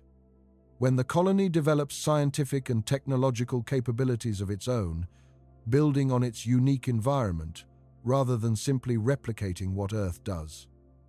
When the social and governance structures are stable enough to handle conflict without the colony fragmenting. These criteria apply to any off-Earth colony, but they intersect with the physical environment of the destination in specific ways. A colony that is perpetually energy limited cannot develop the industrial capacity to become self-sufficient. Every manufacturing process requires energy. Processing raw materials into useful forms requires energy. Agricultural systems require energy for lighting, heating, and water pumping. Medical equipment requires energy. Communication systems require energy. Life support systems require energy above all else. A colony limited to the energy available from underpowered solar panels and a single nuclear reactor brought from Earth will plateau at a level of capability determined by those energy constraints. It will not grow past that plateau without importing more energy infrastructure from Earth, which requires continued dependence on Earth. A colony with essentially unlimited energy, drawing from nuclear-based power, supplemented by the hydrocarbon chemistry of its surrounding environment, has no such ceiling. As the colony grows in population, it can grow in energy production. As it grows in energy production, it can grow in industrial capacity. As it grows in industrial capacity, it becomes more self-sufficient. The trajectory is self-reinforcing rather than constrained. That trajectory is available to a Titan colony in ways that a Mars colony cannot match. The energy abundance that Titan offers is not just a convenience. It is the foundation on which a genuinely self-sufficient civilization can be built. The governance challenge for any off-Earth colony is one that mission planners address seriously and that public discussions of Mars colonization often skip past. A colony is not just a life support engineering problem. It is a political problem. Who makes decisions about resource allocation? Who determines what the colony's priorities are? Who resolves disputes? Who has authority when something goes wrong and immediate decisions must be made? These questions are not abstract. They are immediate and practical. Any group of people living together in high-stakes conditions, with limited resources and no ability to exit the situation, will encounter situations where competing interests conflict. The technical elite who understand the life support systems have power based on expertise. Others have power based on democratic participation.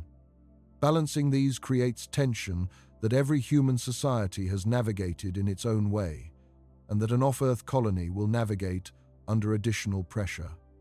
The smaller the colony, the more acute these tensions. Early colonies will be small, tens of people, perhaps hundreds in the most ambitious early scenarios. Dozens of people in a high-stress, resource-constrained environment, knowing they cannot leave, knowing that conflict unresolved can threaten everyone's survival. The psychological research on small isolated groups is relevant here. Groups under high stress, in isolated conditions, tend to develop strong interpersonal dynamics, both positive and negative. Cooperation can reach levels of solidarity and mutual support that ordinary social life rarely requires. But conflict, when it occurs, is also more intense and more difficult to resolve through ordinary social means like physical separation. There is nowhere to go. The history of human communities in extreme isolation suggests that clear, pre-agreed governance structures help. Mission planners for Antarctic winter-over programs and for submarine deployments emphasize clear chains of command, clear procedures for conflict resolution, and clear expectations about the balance between individual autonomy and collective necessity. These structures do not eliminate conflict, but they contain it. For Mars versus Titan, the governance dimension intersects with the physical environment in a specific way. A Mars colony, underground, in a built environment entirely constructed by human hands, with no access to the outside except through elaborate equipment, is a colony that is fully dependent on its technical systems every moment. The technical expert class, those who understand the atmospheric processing, the reactor operations, the habitat pressure management, has a form of leverage over the rest of the population that is difficult to balance against democratic governance. If the air processes stop, everyone's negotiating position changes immediately. A Titan colony with a thick atmosphere that maintains its own pressure, where the outside environment is cold but not a vacuum, is a colony where the immediate existential dependence on technical systems is slightly less absolute. If a Titan habitat had a window crack, it would be cold inside. Dangerously cold, and repairs would need to happen quickly.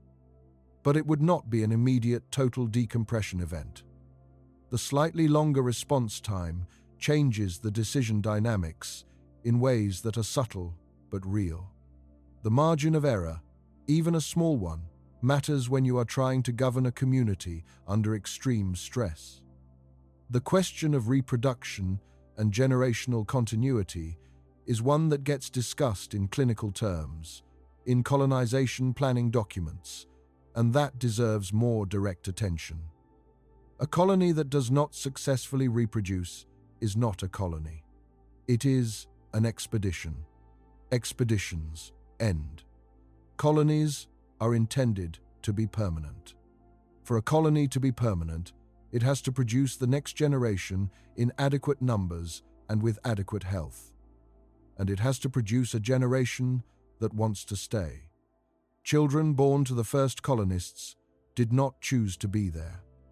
They were born into a situation that their parents chose. Whether those children choose to remain as adults, whether they see the colony as home or as a cage from which they want to escape, will determine whether the colony persists across generations or whether it exhausts itself in a single generation's commitment and then hollows out. This is not a hypothetical concern. The analogy to Earth's historical colonies is imperfect but instructive. Colonial settlements that failed often failed because the second and third generations did not feel the same connection to the mission as the founders.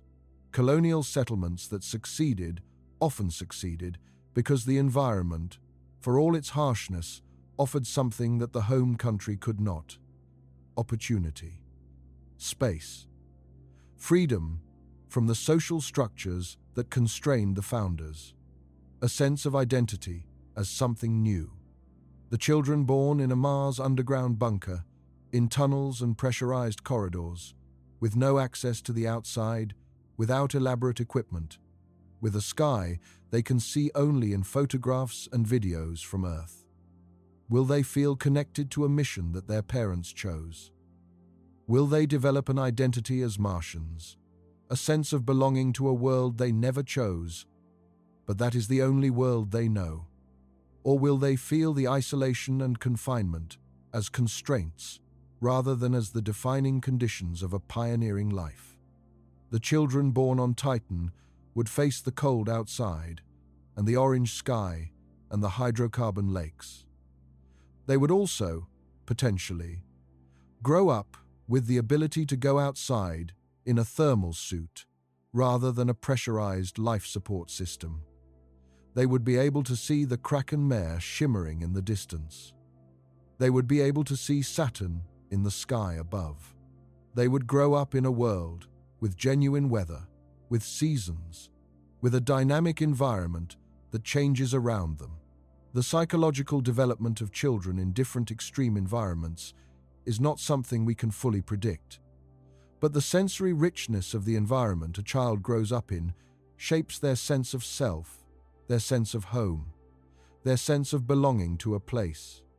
A child who grows up watching methane rain fall from hydrocarbon clouds onto a landscape of organic dunes, who knows the smell of the air that comes through the recycler that pulls it from outside, who looks up at Saturn and knows its name and knows it will always be there. That child might develop a Titanian identity that is genuine and deep. The colony that produces genuine second-generation Titanians who choose to stay, who choose to build, who choose to have children of their own in the place where they were born, is the colony that survives. The conditions that make that possible matter.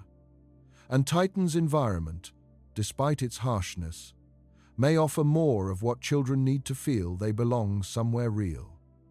The challenge of maintaining technical expertise across generations is one of the most underappreciated problems in colonization planning. A colony's life support systems require people who understand them, not just trained technicians following procedures. People who understand the underlying physics and chemistry well enough to diagnose unexpected failures and devise solutions with whatever materials are available. That expertise takes years to develop. It requires not just training, but education. A colony that cannot educate its next generation in the science and engineering on which their lives depend will lose that expertise within 2 generations. When the founders age and lose the ability to work, and the second generation does not have equivalent understanding, the colony becomes vulnerable to any failure for which no pre-written procedure exists. Maintaining educational institutions in an off-Earth colony requires resources, teachers, equipment, curriculum, time that students spend learning rather than contributing labor to the colony's immediate needs. A colony fighting for basic survival, with every hand needed for immediate production, will underinvest in education. A colony with adequate resources, with energy abundance that frees up human time from the most basic survival tasks, can invest in the education that perpetuates technical capability. The energy richness of Titan, compared to the energy constraints of Mars, translates directly into this dimension. A colony with enough power to automate the most repetitive survival tasks, to run robust life support systems without requiring constant manual intervention, to produce food without every colonist spending their primary time in agriculture, is a colony with the human time surplus to educate its next generation properly. The long-term resilience of a Titan colony is partially a function of its energy situation. Energy abundance enables technical education. Technical education maintains the expertise that keeps the colony alive across generations. The chain connecting energy to survival runs through education, and it is a chain that Mars colonists would find more difficult to maintain. The infrastructure that humanity would need to build before attempting a Titan colony is also, in many ways, infrastructure that benefits the broader project of human expansion into space. Nuclear propulsion development, whether thermal or electric or eventually fusion-based, does not only enable Titan, it enables human missions to the asteroid belt. It enables faster transit to Mars. It enables exploration of the gas giants and their moons. It enables eventual missions to the Oort cloud. The investment in nuclear space propulsion is an investment in humanity's ability to move through the solar system at all. Choosing Titan as a long-term goal provides the destination that justifies the propulsion investment. Without a compelling reason to develop nuclear propulsion for human missions, the development tends to stall. So, political will requires a specific goal, not a general capability.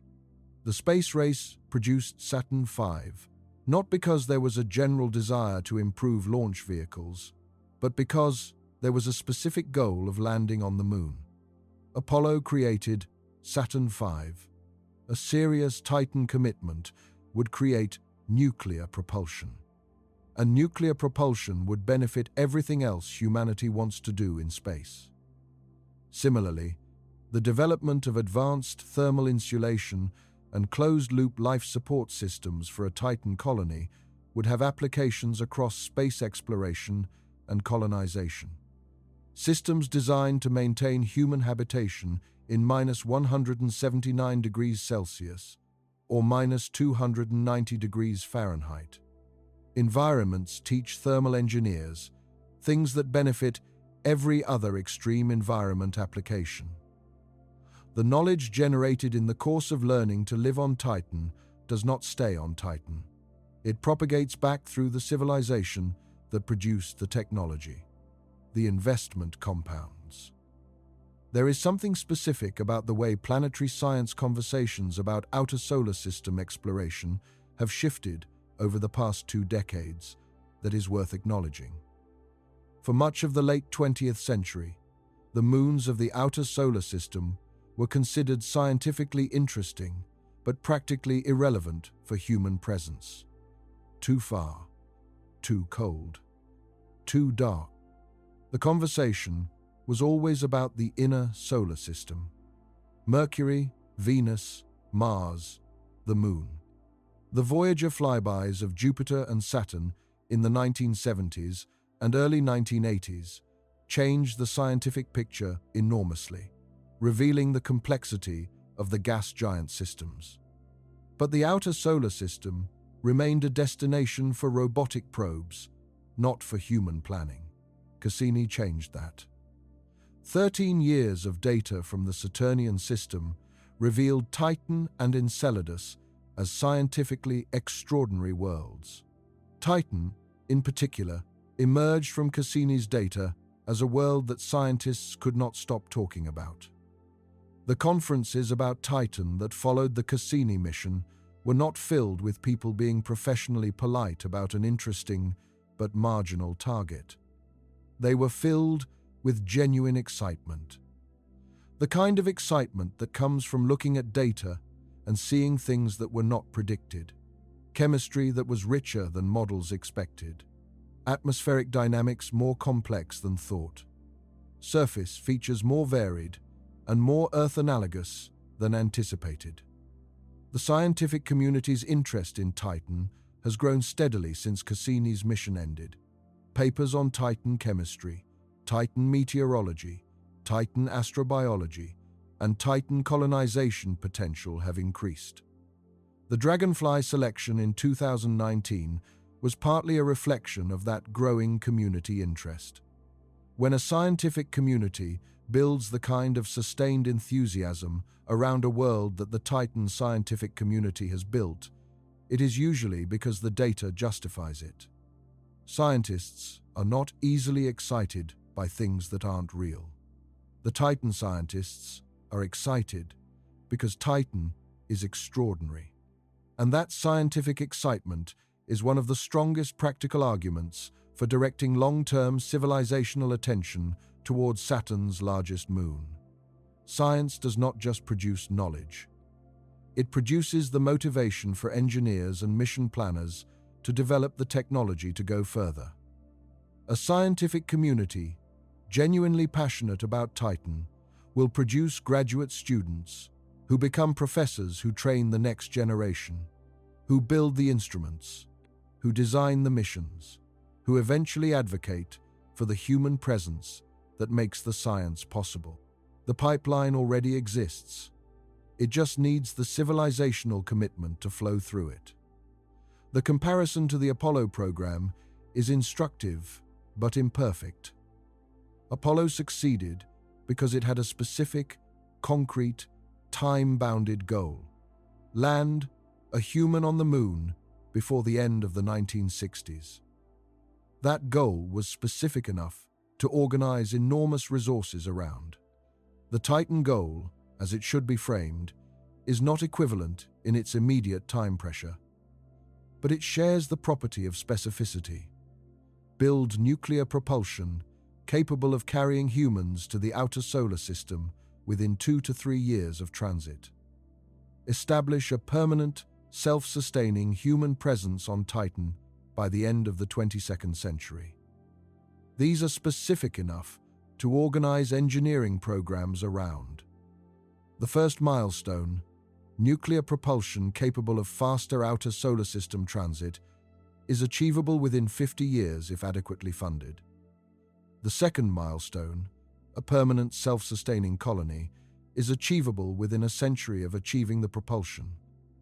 The timescale is long, but it is not so long that planning today is meaningless. The decisions made in the next 20 years about which space technologies to invest in, whether to prioritize chemical propulsion optimization for Mars or nuclear propulsion for broader solar system access, will directly determine whether a Titan colony is a realistic 200-year goal or a purely theoretical aspiration. Decisions with century-scale consequences are being made now. They are being made by people who will not live to see those consequences. That is uncomfortable, but it is the reality of civilizational planning. The engineers who built the infrastructure of the 20th century did not live to see all of its consequences. They built it anyway. The scientists who laid the foundation of nuclear physics did not know exactly where it would lead.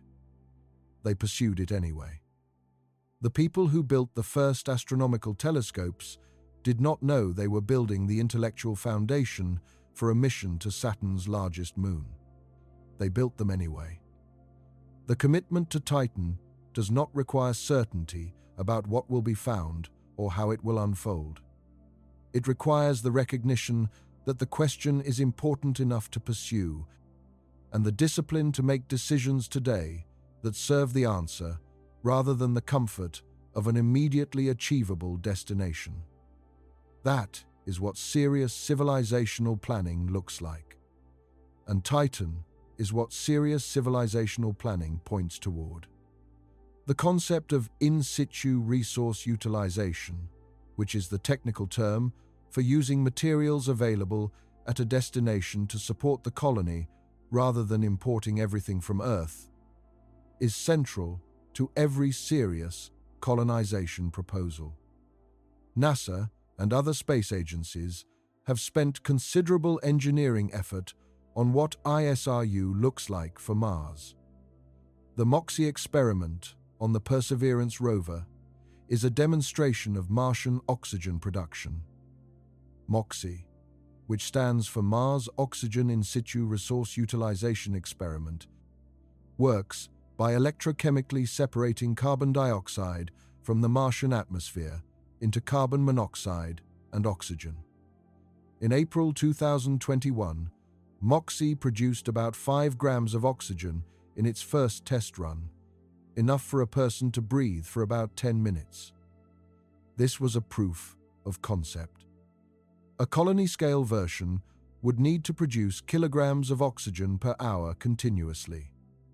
The engineering to scale from 5 grams per test to continuous kilogram per hour production is substantial, but it demonstrates that the basic chemistry works in the Martian environment. For a Mars colony, the ISRU priority list is oxygen for breathing and fuel, water from ice, metals from regolith, and possibly construction materials from processed rock. Each of these requires energy and processing equipment. Each must be developed and validated before colonists can depend on it for survival. For Titan, the ISRU priorities are different in character.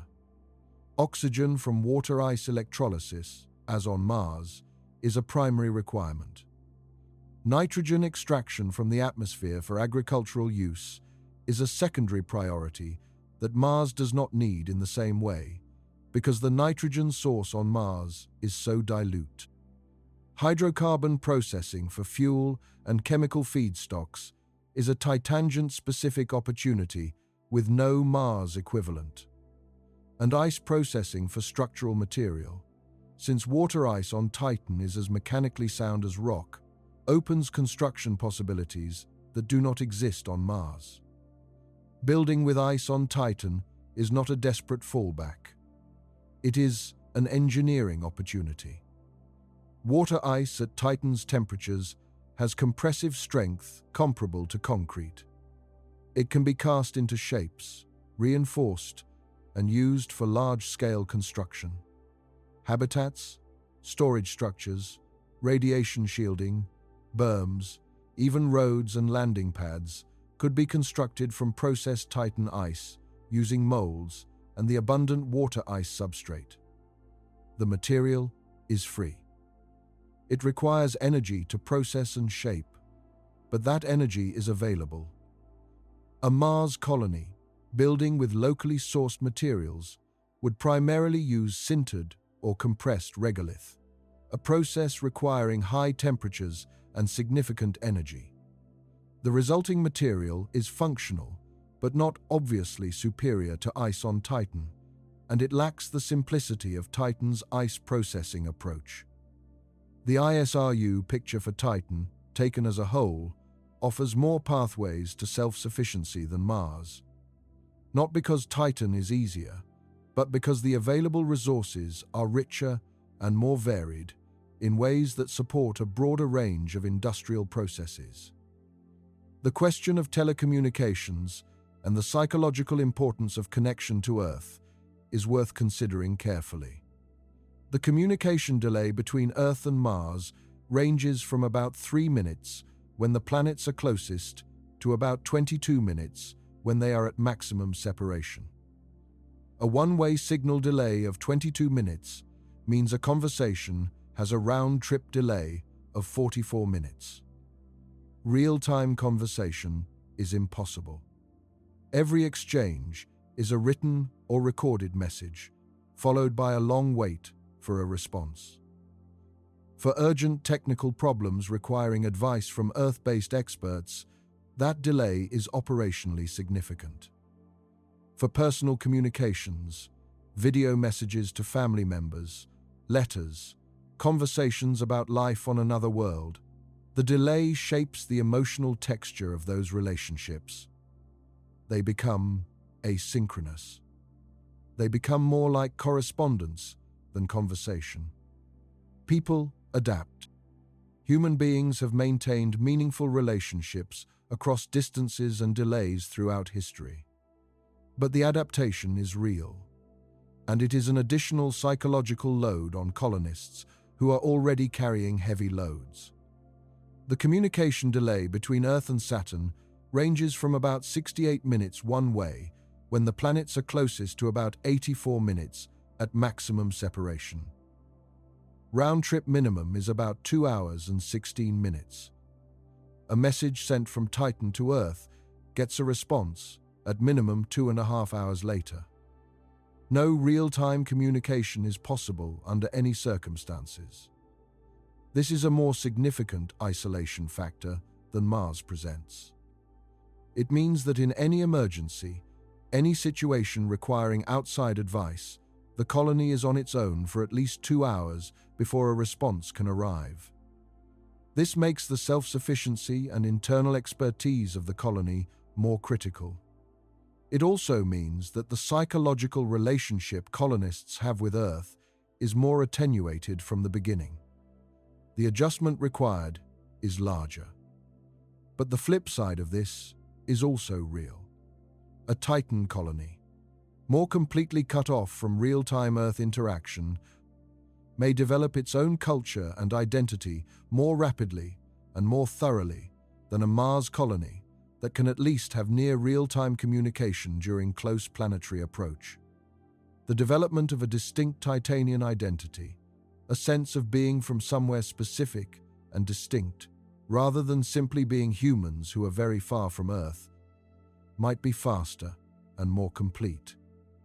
That identity can be a source of community cohesion and of the psychological belonging that sustains a colony across generations. The communication constraint is a challenge, but it is also an accelerant for the cultural independence that a mature colony needs. The comparison between Titan and other proposed outer solar system destinations is also worth making, because Titan is not the only moon with interesting properties. Europa, the smallest of Jupiter's 4 large Galilean moons, has attracted enormous scientific attention for its confirmed subsurface ocean. The evidence for liquid water beneath Europa's ice shell is overwhelming. Tidal heating from Jupiter's gravitational influence keeps the ocean liquid despite Europa's distance from the Sun. The ice shell above the ocean is estimated to be between 6 and 19 miles thick, though some models suggest the ice might be thin enough in places for the ocean to have broken through to the surface relatively recently. Europa is one of the top candidates in the solar system for harboring life. The argument for a Europa colony might seem compelling by the same logic as Titan. But Europa faces a problem that Titan does not.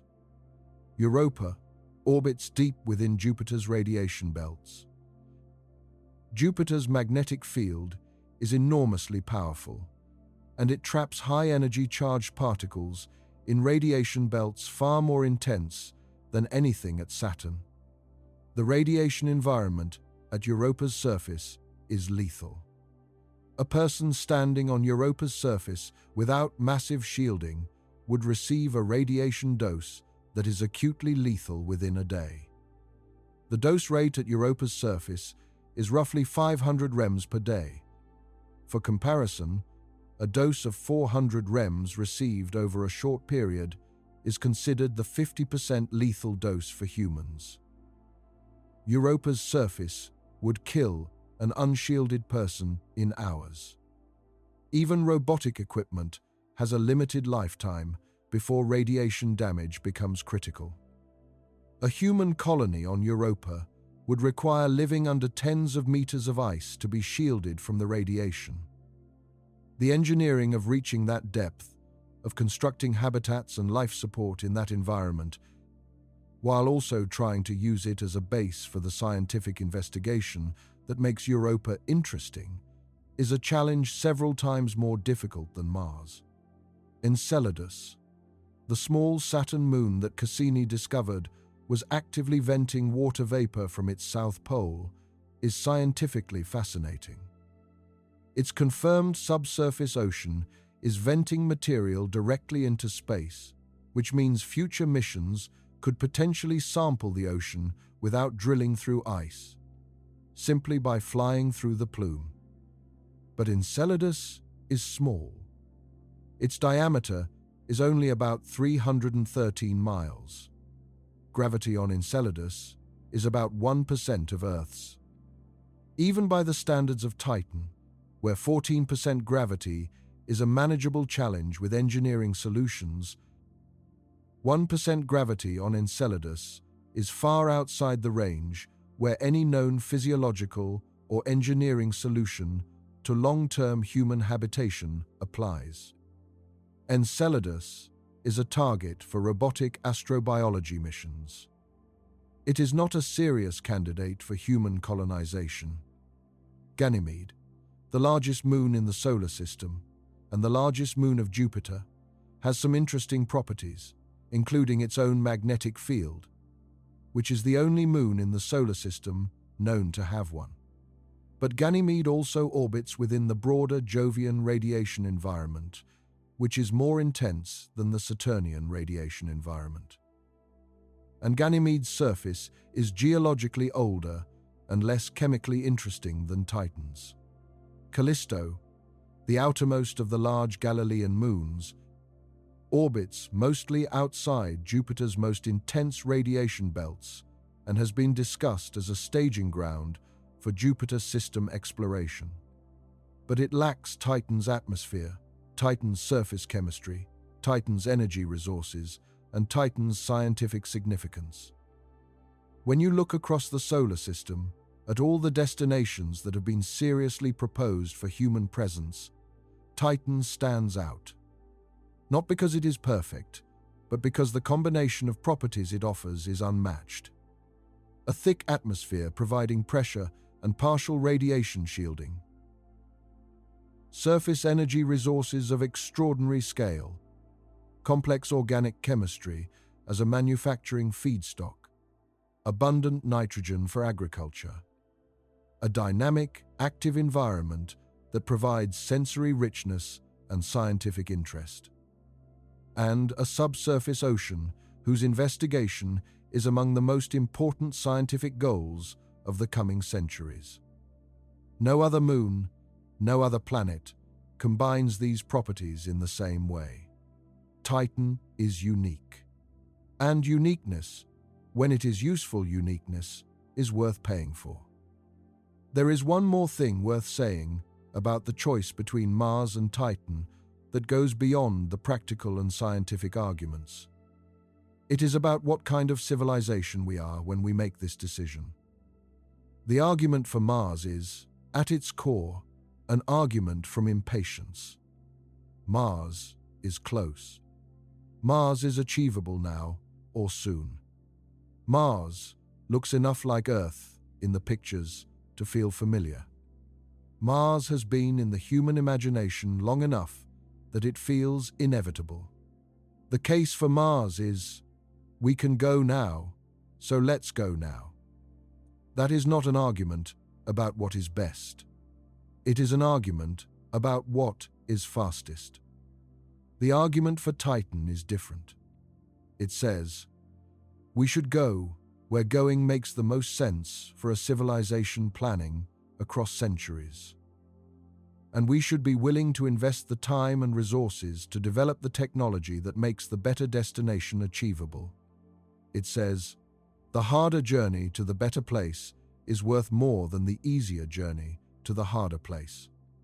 It says, a civilization capable of reaching another star's habitable zone someday is a civilization that first learned to build the propulsion and the infrastructure that makes its own solar system fully accessible. The path from here to Titan passes through nuclear propulsion. Nuclear propulsion passes through genuine, patient, funded research programs. Those research programs require political will and long-term thinking. Long-term thinking is not the default mode of democratic politics, which tends toward the timescales of election cycles. But the history of transformative technological development in space, from Apollo to the International Space Station, to the Hubble Space Telescope, to Cassini itself, shows that when political will is sustained, extraordinary things become possible. The challenge is not primarily technical. The challenge is social and political. Can a civilization commit to a goal that will not pay off visibly within a single generation? Can it invest in propulsion technology that will benefit people not yet born more than people alive today? Can it resist the pressure to claim the nearest available destination and call it good enough? These are the questions that the choice between Mars and Titan ultimately comes down to. The science, says Titan. The engineering, says Titan. Once the propulsion is solved. The long-term civilizational calculus, says Titan. The short-term political calculus, says Mars. What we choose will say something about us. About whether we are a civilization capable of thinking beyond the next electoral cycle. About whether we understand that the choices made now will shape the trajectory of human civilization for centuries. About whether we are willing to be patient enough, ambitious enough, and honest enough to choose the destination that actually makes sense, rather than the one that satisfies the immediate desire to go somewhere now. When Christian Huygens trained his telescope on Saturn in March 1655, he saw what he described as a small star-like object accompanying the planet. He watched it move over weeks of observation, falling behind Saturn and then catching up, and he concluded correctly that it was a moon orbiting Saturn. He published this discovery anonymously in a coded anagram before sharing the full details, to establish priority while he continued his observations. What Huygens could not have known, looking at that point of light 3.5 centuries ago, was that the object he had discovered would one day be considered the most important destination in the outer solar system for human civilization. He could not have known that his name would one day be carried on a probe that descended through Titan's thick atmosphere and landed on its organic-covered surface. He could not have known that the moon he saw as a point of light would turn out to be a world with lakes and rivers and weather and dunes and an atmosphere and perhaps an ocean and perhaps life. The history of astronomy is the history of finding out that things are more than they appear. Points of light becoming worlds. Worlds becoming inhabited. The unknown becoming the known. Titan was a mystery for 350 years after its discovery.